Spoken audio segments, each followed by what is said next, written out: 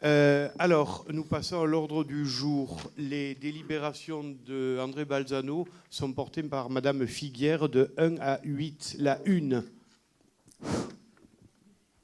Délibération numéro 1 concerne la convention de résidence artistique, l'association La Naïve. Je souhaite apporter alors une précision concernant cette délibération, car cette délibération en elle-même, étant une simple délibération, n'est pas une simple délibération. Il s'agit d'une mise à disposition de locaux pour une résidence artistique. Mais ça n'est pas n'importe quel projet. Et je souhaite vous en parler à vous tous. Le lieu, ça sera le Jasrod. Ça sera du 12 au 16 mars, donc la délibération concerne cette mise à disposition pour les répétitions théâtrales, concerts, dans le cadre d'un projet Résistance. Et c'est de ce projet-là que je veux vous parler. Ce projet démarrera réellement début juillet au Pen Mirabeau. Mais qu'est-ce que ce projet? Et surtout, ce projet est mené par cette compagnie La Naïve, qui porte ce projet. Et c'est une pièce qui s'inspire du premier acte collectif de résistance contre l'occupant nazi pendant la Seconde Guerre mondiale. Et ce qui s'est passé un 11 novembre 1940 par des jeunes âgés de 11 à 18 ans. En effet, ces jeunes décident de remonter les Champs-Élysées pour fleurir la tombe du soldat inconnu, bravant par là l'interdiction officielle. Donc, ils résistent. Voilà pourquoi ce projet s'appelle Résistance.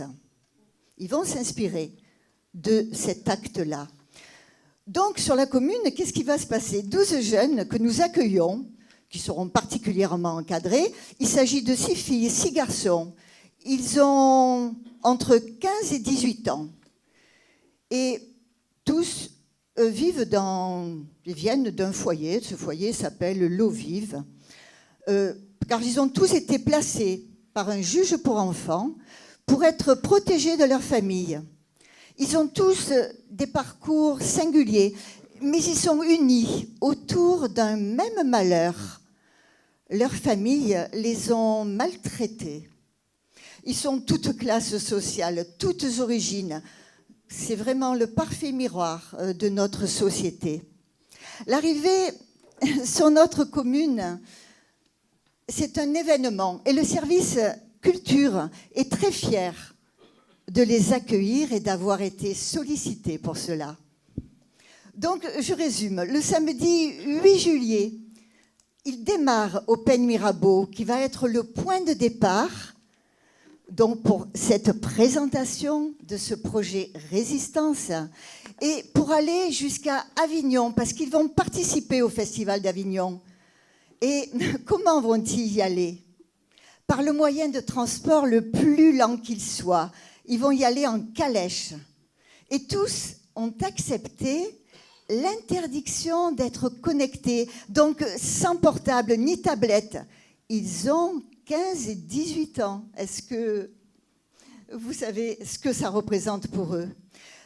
Pendant ce temps, sans tablette ni portable, ils vont partager la parole et vont proposer à leur hiérarchie de magnifiques projets, sujets de leurs préoccupations.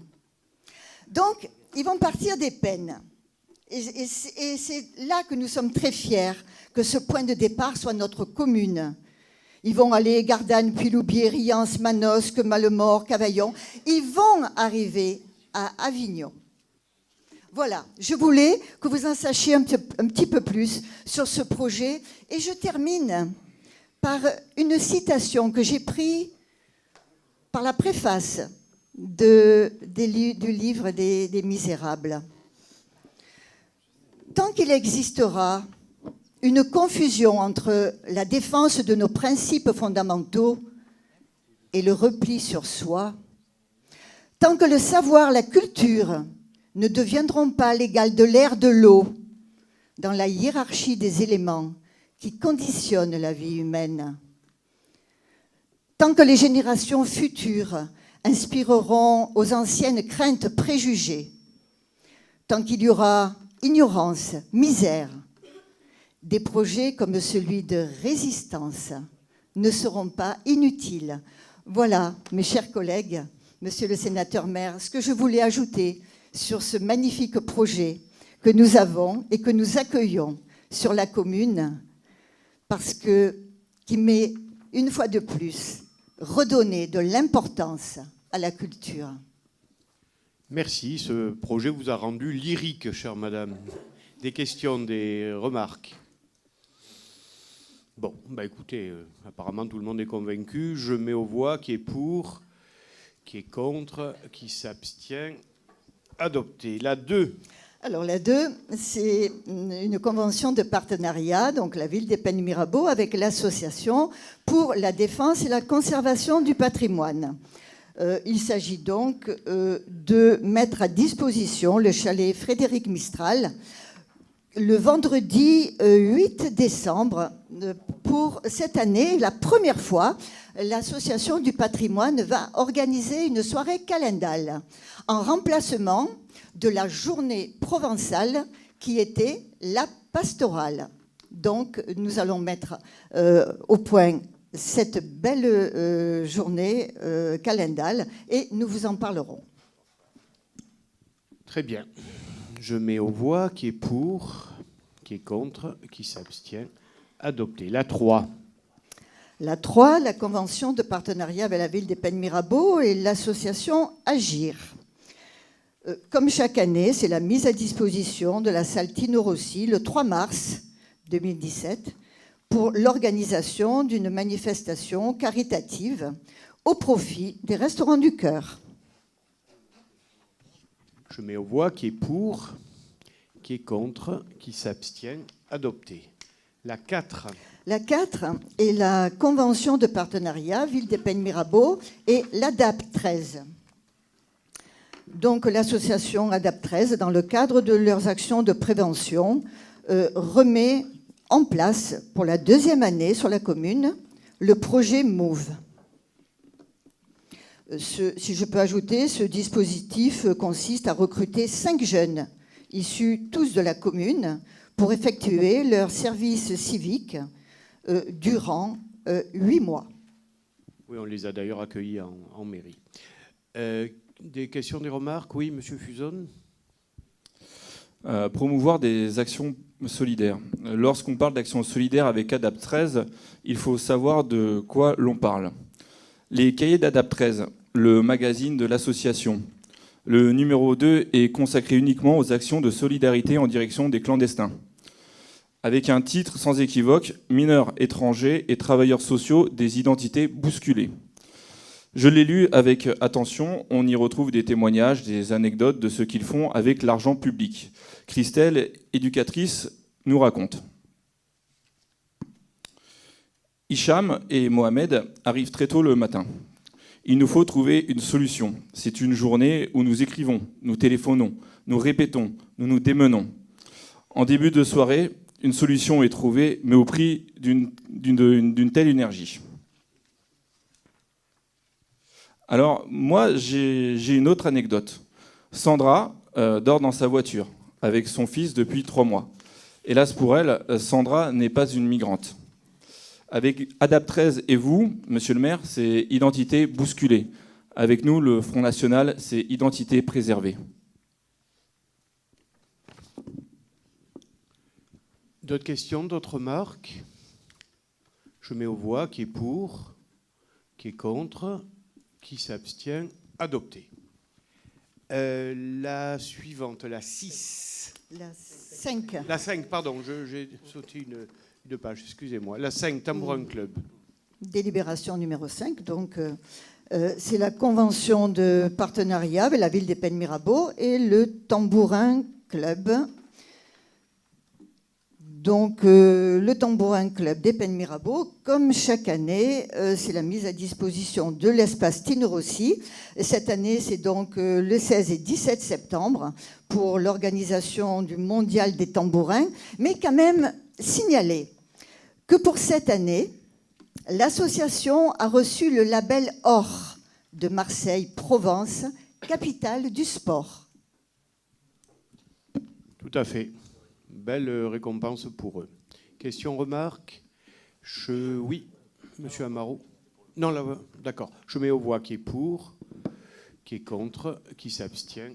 Adopté. Donc la 6, accord 13. La 6, convention de partenariat, Ville des Pennes Mirabeau, accord 13. Donc c'est la mise à disposition de la salle Tino Rossi le 11 mai pour l'organisation du festival choral académique. Question, remarque? Je mets aux voix qui est pour, qui est contre, qui s'abstient. Adopté. La 7. La 7 concerne le remboursement pour la location de la salle Tino Rossi. En effet, l'association Compagnie Séquence, qui avait donc loué la salle Tino Rossi, on a décidé de rembourser 30% du montant de la location car le 22 décembre, il y a eu de gros problèmes de dysfonctionnement sur la console. Donc, il a été prévu de leur faire un remboursement. Ce qui est normal. Qui est pour, qui est contre, qui s'abstient, adopté. La 8. La 8, donc l'attribution de subventions à l'association La Porte des Étoiles. Pour donc l'association La Porte des Étoiles sollicite la ville pour une subvention identique, exactement la même somme que celle de l'an dernier, et je le mentionne, 63 700 €, dont 26 000 € viennent de l'ancienne dotation CPA. Il est juste, je précise que la subvention dite CPA est une subvention uniquement pour la manifestation Lou Mirabeau. Question, remarque? Oui, monsieur Fuson. Tout d'abord, nous souhaitons féliciter les bénévoles de l'association pour leur travail. Bénévoles qui, eux, n'ont pas la chance d'être citoyens d'honneur de la ville. Par délibération du 31 mars 2016, c'est-à-dire il y a moins d'un an, l'organisation du festival coûtait 32 500 €. C'est marqué noir sur blanc. 11 mois plus tard, c'est-à-dire aujourd'hui, l'organisation du festival coûte 58 500 €. Une telle inflation est totalement impossible. De plus, l'association perçoit de l'argent du conseil régional. Pourquoi le cacher dans la délibération? De telles sommes d'argent, une association aux mains d'un élu de votre majorité, avec de surcroît sa femme qui est rémunérée, étant donné que tout cela est bien opaque et ambigu, nous voterons contre. Pour ce qui est de l'opacité des rémunérations, vous vous y connaissez au Front National. Bien, je mets aux voix qui est pour, qui est contre, 3 contre, qui s'abstient, adopté.